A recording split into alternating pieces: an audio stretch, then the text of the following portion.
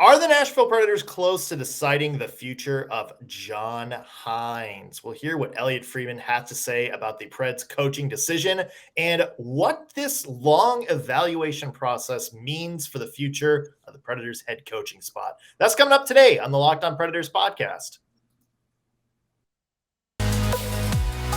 Your Locked On Predators, your daily podcast on the Nashville Predators. Part of the Locked On Podcast Network, your team every day.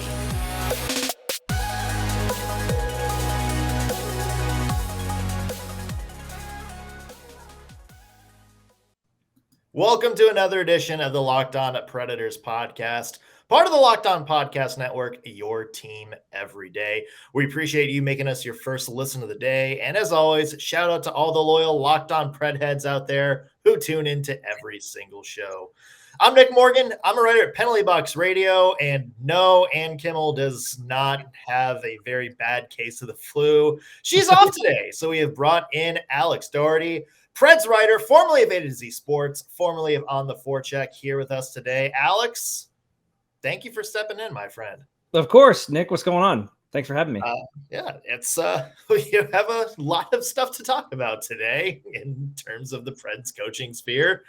Before we get into that, though, just want to take a second and mention today's show is brought to you by Gametime. Download the Gametime app, create an account, and use code LOCKEDONNHL for $20 off your first purchase. Yeah, Alex, you picked a interesting time frame to join us because everybody is talking about John Hynes and the future of the Nashville Predators head coaching position. This has been a hot button topic since, let's see, how long ago was John Hynes hired in the first place? Yeah, right. I mean, since 2020, I mean, January of 2020 was that first initial press conference where they fired Peter Laviolet on like January 9th or something like that. Maybe it was 6th. And then he was hired just a few days later. Yeah. And obviously a lot of people were underwhelmed with the hire. And then so much else happened, obviously, as everyone knows, from January 2020 on. It's been very difficult to kind of like truly gauge, well, maybe up until this past year, difficult to truly gauge, how much John Hynes has really, done, had a chance to get things done, had a chance to install his system. I mean, there was a time where like John Hynes was on the job for over a year, and we'd still not seen, he hadn't even had a training camp yet. No, yeah. And then now we're to this point where it's like, okay, we feel like we've seen what we have of John Hynes, but is this the end? Yeah. Have we? I think that's the main key is, has he gotten a fair shot? Is he getting a fair shot at the future? I think there's a lot of that, or a lot of that sort of stuff that goes into this John Hynes story. But let's get to where we are today. We start back towards the end of the year press conference. We all know there's a bunch of fire Hynes rhetoric out there. We know there's a lot of fans that want him gone. At the end of the year press conference, Barry Trotz, John Hynes, David Poile, they're all out there together talking about the future. Barry Trotz talking about evaluating the team, evaluating John Hynes. We don't really think too much of that because it seems like Barry Trotz gives John Hynes a little bit of a vote of confidence, doesn't he? He goes out, says, we'll evaluate, but we like the job he did. I like John Hynes. I like the staff. I know what they're doing. So I think everybody at that point, Alex, was like, okay, yeah, it seems like he's probably at least going to be back for another year, or the start of another year. Flash forward a month later, this past month, and Barry Trotz still non-committal about John Hynes' future with the team. Let's go back to that. Does it surprise you, Alex, that we're this long into the offseason and we still haven't heard anything firm from Trotz or the team one way or the other? It does not surprise me.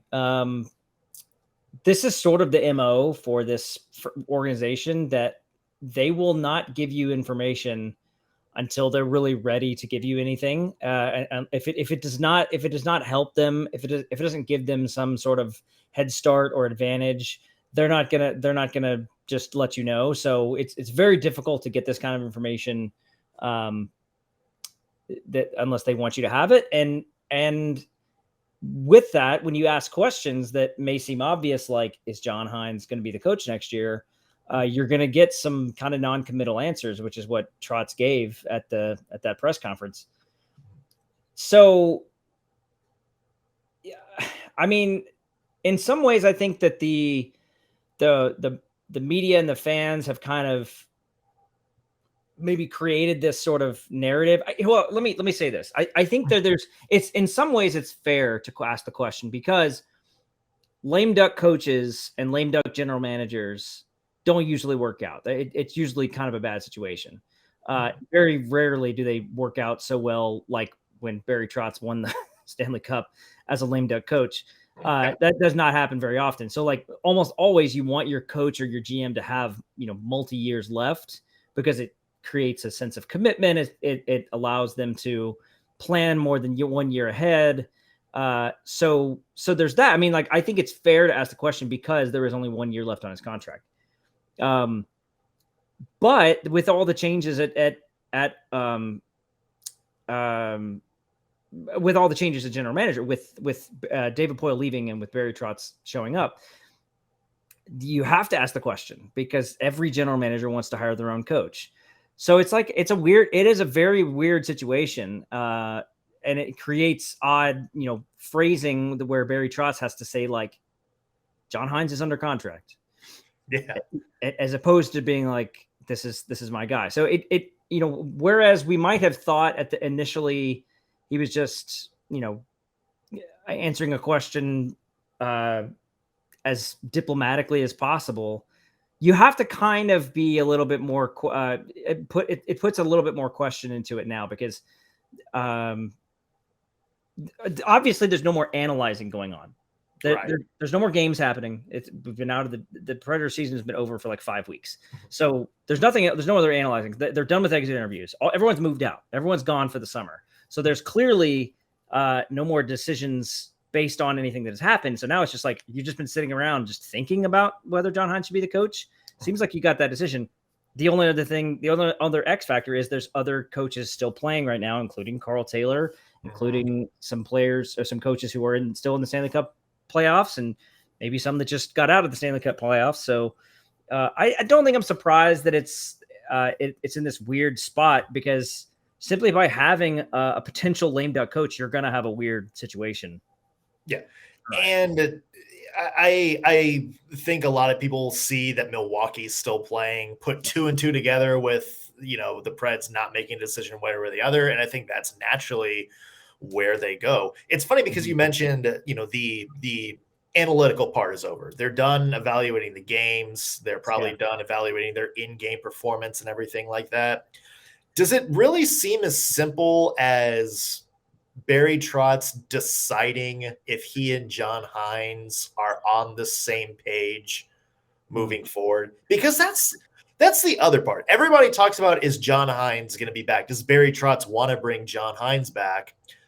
On the flip side of that, does John Hynes want to be back next season? Or is he talking to Barry Trotz saying, this is my vision for the team, this is what we're doing? John Hynes might go, well, I'm not really great at developing youth, or that's not really what I want to do. I'm going to have a very short leash. I'm going to get booted at the first sign of trouble. And he might go, yeah, I don't know if this is the right fit. I think John Hynes probably wants to stay. I really do. I think he's got a lot of, he's made some investments, personally in this area. I think he's, his kids are here. He's got a house here. I think he wouldn't mind staying in Nashville and doing the job as it requires. I do think that they need a more progressive approach to how are they going to change this? How are they going to develop into a team that can legitimately compete, as opposed to just hoping beyond hope that they can get to the playoffs and then anything can happen. Surely by now they realize, like, that's not going to work. They need to They need to have a plan where they become a dominant team. I know people want to poo-poo the Boston Bruins now because, like, they got knocked out. I think they would love to become the Boston Bruins, where they are like perennially a dominant team and they get the playoffs every year and they have incredible pieces on both ends of the ice. And I mean, that's just one example. I mean, like Vegas right now, Dallas, Colorado, despite their injuries, like they would want to become those teams that have these incredible pieces at all over the place, as opposed to being a team like they seem to be wanting to be, which is just like a scrappy, claw your way to the playoffs and then see what wave you can catch. Yeah. The better idea is to become like a dominant team that's just really, really good in all aspects. And so I think Hynes wants to do that. I mean, I don't see any reason why he wouldn't want to do that. And would he really find a better situation elsewhere? I mean, like, I think Hynes would probably not succeed very well in like a bigger market. Yeah. He just doesn't have the temperament for it. Maybe I'm wrong there, but that's just a guess. I think the Devils, I would say, count as, I mean, it's part of the NYC market. Yeah, for sure. Yeah, for sure. Yeah. There you go. And didn't survive there. And I don't know. Like, I was thinking, if this doesn't work out, if he gets fired, could this be his last NHL chance? Last chance at a coaching job? Is he really thinking like, oh, I'll get another chance at Columbus or something? Yeah, he probably is thinking like this. I've got to make this work. Yeah, or his last chance right now, at least. Yeah, you hit on something that I want to touch on in just a second, because if John Hynes is back, that is a very strong possibility, what needs to change? What needs to change between John Hynes, how Barry Trotz approaches the coaching position? Plus, if John Hynes is gone, what might be the next step for the Nashville Predators? We're going to get into that in just a second. But first, I want to mention today's episode is brought to you by Gametime. I think everybody has been in the situation where they're trying to buy tickets to whether sporting event, concert, comedy show, whatever, at the very last minute. That is a giant ball of stress. Let me tell you, the prices are just overblown. So many added fees. You're not exactly sure where your seats are. And at the end, it just kills all the fun. That's why you need Gametime. Gametime is the fast and easy way to buy tickets for any event you want to go to. They have killer deals on last-minute tickets and best price guarantee, which means you can stop stressing over the tickets and start getting hyped for the fun you have. You don't need to plan months in advance with Gametime, because they have deals on tickets right up to the day of the event. They have flash deals on football, basketball, baseball, concerts, theater, and of course, hockey. And the Gametime guarantee means you'll always get the best price. If you find tickets in the same section and row for less, Gametime will credit you 110% of the difference. Plus, you get images of your seat before you buy, so you know exactly what your view and what to expect is, and they get sent right to your phone. So all you have to do is tap your phone twice, and the tickets are there. So download the Gametime app, create an account, and use code LOCKEDONNHL for $20 off your first purchase. Terms apply. Again, create an account and redeem code LOCKEDONNHL for $20 off. Download Gametime today. Last minute tickets, lowest price guaranteed. All right, Alex, I kind of want to go through two different scenarios, too. Let's go through the first one, which is John Hynes comes back, which I still think both you and I agree, 50-50 shot at this point. Really wouldn't surprise us either way if he's back or if the Preds move on. But let's say he's back next year. What needs to change, either with Hynes' strategy or how the team approaches the coaching position? Because I think we can agree, even dating back to the end of the Peter Laviolette era, there's something that needs to change. Well, they've got to improve the power play. That's for sure. That thing was real bad, especially towards the end of the year. The power play, the penalty kill has been a real strength. So that's good. That's a good sign. But I wouldn't be surprised if part of the coaching change that is needed is to get Dan Lambert out of there. I mean, and maybe bring someone else in charge of that, because that's not even John Hynes' guy. But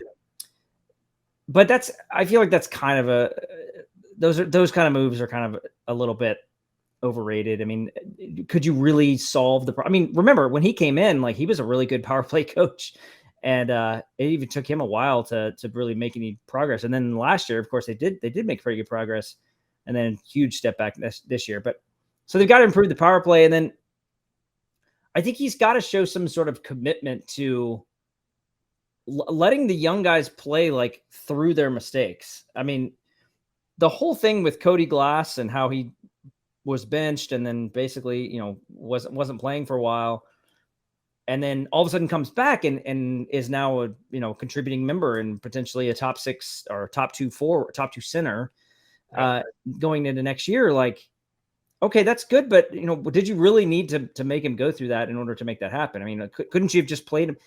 If you're going to lose games, let him make the mistakes on the ice, because those mistakes can build a player. And the same thing goes for Tomasino. The same thing goes for any of them. Juuso Parssinen, for Tommy Novak, for Evangelista, Afanasiev, all the young guys. Like, you've got to commit to like letting those guys get just as many minutes as possible in their 21, 22, 23-year-old age, because that's the best thing for them. I mean, a lot of those guys are playing down in Milwaukee now. It's not a bad thing for them to, at least they're playing, but all of those guys need to be in Nashville next year. So how does this apply to coaching? He's got to show a commitment to being able to ice those guys as much as possible and not just throw the same dudes out there we saw last year, which a lot of those guys are gone. So some of that's off the table, but he's got to show a commitment to that. Yeah. I agree with you 100%. Anna and I have talked about this. Do you think last season, was that really a John Hynes thing? Like him, short leash for guys like Eeli Tolvanen and Cody Glass early on. Was that really just kind of a John Hynes thing? Or do you think it was more of the situation the Preds found themselves in? Because this time last year, the Preds were building to go for it. Like they were saying, our window is now, we're going to do whatever it takes to compete for the cup. Do you think that maybe had more to do with John Hynes, yanking Cody Glass after a bad shift, or, benching Eeli Tolvanen if, he didn't match in with one of the lines? Going in this year, do you think now that, if John Hynes is back, he's going to be more open to, okay, the window to win isn't right now. Yeah. So let's open it up for the young people and let them carry this team.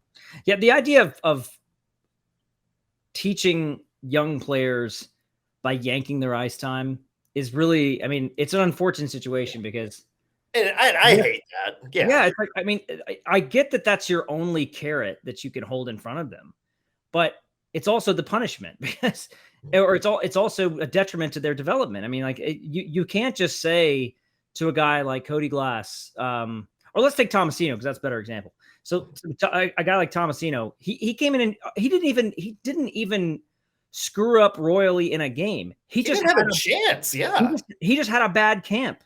All he did was just have a poor performance at camp. And I mean, I don't even know how bad it was. I guess it was like, go ahead. Yeah. Can I chime in? Did he have a bad performance in camp? Because he looked fine, and then just the first preseason game, you could tell the chemistry was a little bit off. But then we're like, okay, maybe that'll get better. That was the last time we saw Tomasino with Johansson and Niederreiter. It's very weird. I mean, it's like we kind of have to take their word for it because we don't know how they truly analyze players in camp. Like, what are they measuring? How are they ranking guys? How are they putting certain guys in certain positions? You could also make the argument that he was in a particular situation that they could put him down because he's waiver exempt. So they were kind of in a situation where they could choose between a few guys like Kiefer Sherwood made the roster. Obviously Cole Smith made the roster, but those guys wouldn't have been able to clear waivers. So like that's part of it, but you also don't know how they were measuring guys. So yeah, did he have a bad camp? I guess they say he did. I mean, I didn't watch every day of camp. I watched a few days. He didn't stand out as being like terrible. He didn't stand up as being great, I guess. But that's an example of one that's like, why didn't you just let that guy make the opening roster, go over to Prague? Even if he struggles against the Sharks and against those couple games against Dallas early on in the year, like if he struggles in those games, maybe then you can work on something. But exactly. He didn't even get a chance. And Cody Glass got like a couple chances and then got healthy scratched. Tommy Novak last year comes in and is like pretty good. All of us were like, wow, this kid's good, but this guy needs to play more. He gets COVID and then he goes down and never comes back. And then they wait forever to even bring him back. Yeah. So I don't know. It's frustrating. By the way, I want to answer your question. I mean, I've thought more and more about last year with the whole Tolvanen thing and all the stuff with all the forwards, Tolvanen especially. Can't really avoid that topic. Yeah. Yeah. I mean, I kind of lean more and more towards it being more on Hynes than on Poile. Poile was probably pushing him to make a decision on Tolvanen, like, hey, is this guy going to play? Is he going to be the guy or not? Because he needed to, some big moves had to be coming up. And Hynes just was like, he's not going to make it on our team. He's not doing the things that we want him to do. Yeah. I tend to give maybe like 60-40 on Hynes, whereas Poile is more 40% involved. So I like not they're both involved, but I feel like Hynes was the guy that just did not give that guy enough of a chance. Yeah. I think you and I, the next time you come back, we can do a 2-hour special on what happened with the Elliotte Tolvanen situation, because there's a lot to dive into there. Can I throw one more thing out there and get your take on this? Something that I would love to see Hynes do different if he's back. Like, we have to change something about the quote unquote line identity. And I know he has talked about in the past where it's like, he wants his first and second lines to play a certain way. And then he wants his third line to do this, and he wants his fourth line to do in that situation. You saw that, didn't you? Kind of contribute to Elliotte Tolvanen's exit. And also, part of the reason Tomasino got sent back down and, Cody Glass struggled for playing time. It's almost like, and you're a soccer fan, so I know you know where I'm going with this. It's almost like the Greg Berhalter U.S. World Cup roster, where, instead of getting just like, who are my 11 best players and how do I use them? It's almost like, who's going to fit in X spot? Who's going to fit in Y spot?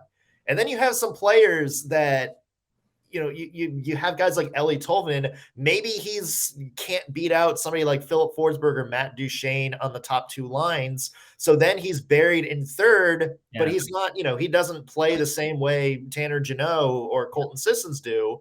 And then you can't put him on the fourth line because you don't play the fourth line enough. And then it's like, oh, well, if he doesn't fit this particular role, then back to the minors he goes or back to the bench he goes.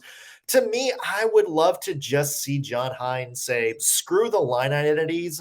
Let's see if we can just get 4 really good combos and see how we can use them. Yeah. And if I was John Hynes, here's how I would reply to what you just proposed. And that is that you can't just have you can't just build your roster based on the forward lines. You got to think about how else could they be used. I mean, we need guys that are power play producers that can play on the penalty kill, that can get a good defensive effort in crunch time, that can go out and get. But you still have those guys. You still have guys like Colton Sissons. You still have, you can use like Cole Smith if you want, if Tanner Jeannot's not here. Yeah. You still have those guys. It's just you don't need 2 lines of them. Yeah. So I think that's part of it, is you got to build a roster with that where guys have multiple uses as opposed to just individual. And I think towards the end they thought Tolvanen was like an individual, like a one use kind of guy. But aside from that, building the roster should seem as easy as just play your top 12 best forwards and play your top 6 defensemen. I mean, they tend to get involved in all this like kind of matchup stuff and like, okay, well, if we're playing Dallas, we're going to need to be big and heavy. And so we're going to have to put Michael McCarron in there. We're going to need Jeremy Lauzon and Borowiecki, and we're going to need some, or if we're playing Colorado, we're going to need more speed in there. So go get Kiefer Sherwood in the lineup. And it's like, I mean, they do some of that stuff, but it's like, if you were to have a lineup where there's, like you said, 4 combos of players, that's a good way to think about it. Like each line, there's 2 guys that play together a lot. Like you've got your Duchene and your Forsberg, you've got your Johansson and Niederreiter, obviously before the trade, you've got all those combinations. That's a good way to do it, because then you can add a Tolvanen or a Nick Cousins or whatever X identity you want to Rocco be Grimaldi. Or Rocco Grimaldi, right, exactly. Or Kiefer Sherwood or a Zach Sanford, a guy that has some identity that you want to add for that lineup, and it works. But they never even got those combinations that really worked, like injuries and players were playing poorly. And now I think they've got a chance to build on that. I mean, if they get this combination where they get Tommy Novak and Evangelista together and they build up sorry, I didn't mean to clap in the microphone there. And they get a chemistry that builds and goes. And same thing with Glass and Forsberg, like Cody Glass and Forsberg can build a, because by the way, I went back and watched a lot of Cody Glass and Philip Forsberg, and they were working together a lot, and it was really good to see. And same thing with Parsonen too. Parsonen worked with Forsberg more than I remembered. So anyways, that combination kind of style of finding some pairs that work and just going from there and building it out from there, I think is really a good way to do it. Yeah, 100% agree with you. Let's go to the other scenario, and that is the Preds, for whatever reason. And again, Elliotte Friedman on his 32 Thoughts podcast said there's going to be decisions soon. Let's say the Predators don't bring back John Hynes, or John Hynes, for whatever he doesn't want to stay. What's the next step for the Predators? Is it as simple as this is Karl Taylor's promotion, his job to use?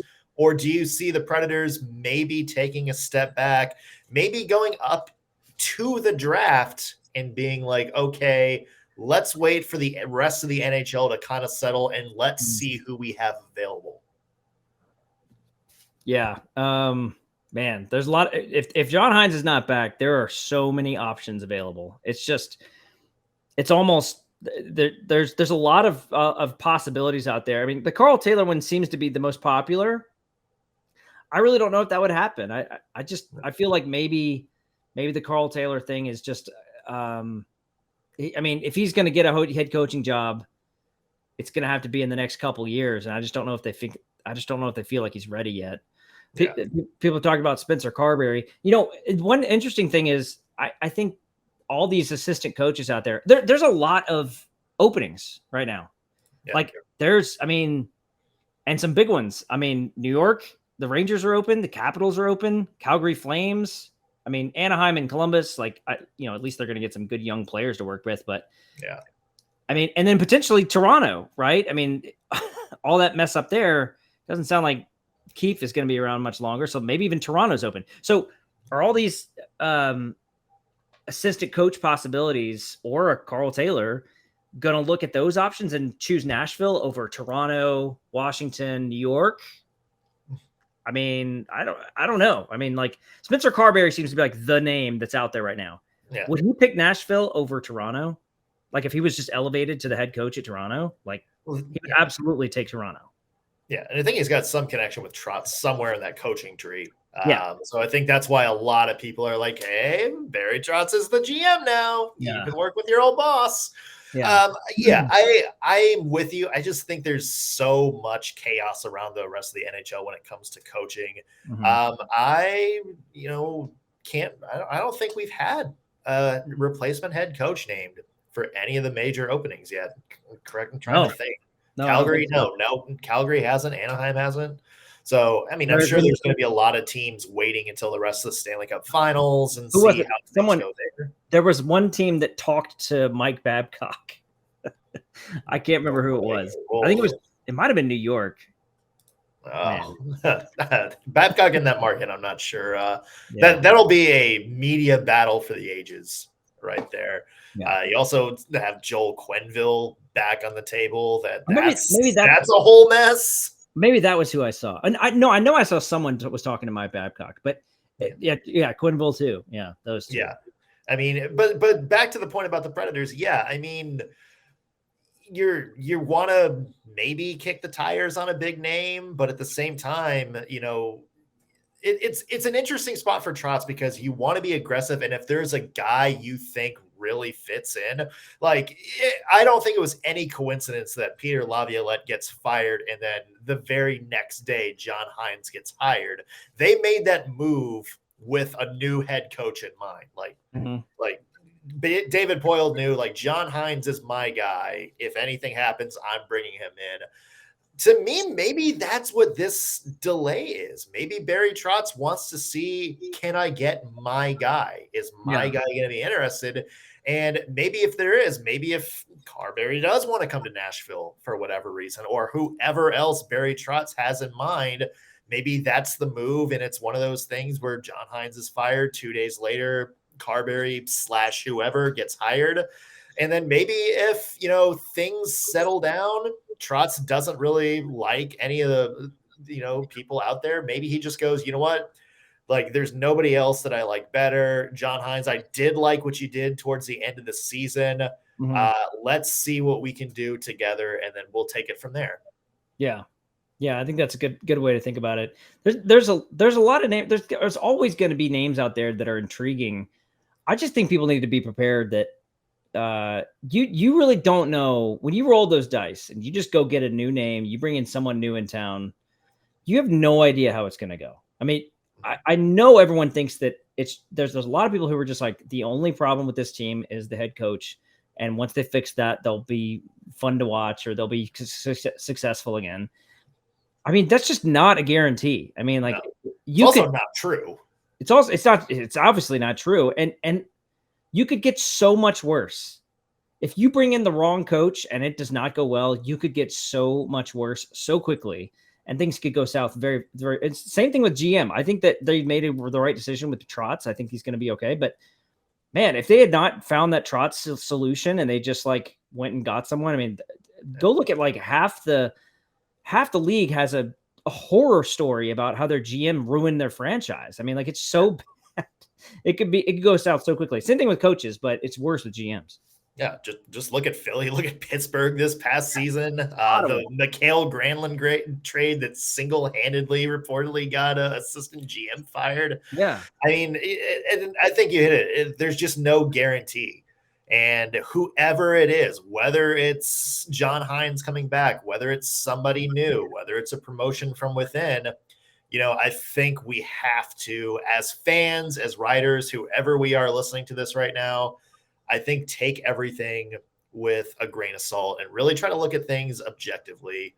To be honest, I'm not quite sure we did that with John Hynes' tenure. Looking back, I'm not really sure. A lot of us looked at Hynes' tenure objectively. I think we came in, as you mentioned, not thrilled with the hire and had some preconceived notions, and that's overshadowed, a lot of the positives he did here. Because, to be fair, John Hynes has done some positive things as head coach of the Nashville Predators. It's just, I think the situation the Preds find themselves in, where they're just kind of running in circles right now in terms of development and growth, taking that next step. I think he just came in at a time that everybody sort of blamed him for it. By the way, there is also I guess there's a third scenario to your two scenarios. The third scenario would be, what if they come out this week and they announce John Hynes' extension? I mean, sure. I don't think it's going to happen, but man, remind me to just not log on Twitter. That's going to be a bloodbath, a digital bloodbath for a lot of people. Yeah. I mean, who knows? I mean, I think whatever happens, if John Hynes is back next year, I think it's going to be on that, the rest of that 1-year deal. And I wouldn't be surprised, Alex, if he had a very, very short leash towards the first few months of the season. Yeah. If by Christmas they're not in a playoff spot, it's over. Yeah. Whatever happens, it is going to be extremely interesting to watch. Again, Elliotte Friedman on his 32 Thoughts podcast said the Predators are close towards making a decision. Not sure which way that decision is, but he wants to be fair to the staff and give them a chance to go find other jobs if that's what it winds up being. So we will have to stay tuned to see. Alex, thank you so much for joining us today. You're always a lot of fun. Let us know where people can find you. Right now, just on Twitter. Some news probably coming sometime soon about where I'm going to be at soon. But so until then, just find me on Twitter at Alex Daugherty 1. Yeah. Awesome. You can find me on Twitter also _NS Morgan and read my work at Penalty Box Radio. You can follow my colleague Ann Kimmel at AnnK_Mama on Ice. When she gets back, she'll be back tomorrow. Thank you for making us your first listen today. Just a reminder to all of you that Locked On Predators is your free daily Nashville Predators podcast, available on all major podcast platforms and YouTube. Just search Locked On Predators on whatever platform you use and hit that subscribe button. Also, be sure to follow the show on Twitter as well, LO_Predators. We'll keep you in the loop, and we love to hear from you in the off season. We will see you for a brand new show tomorrow.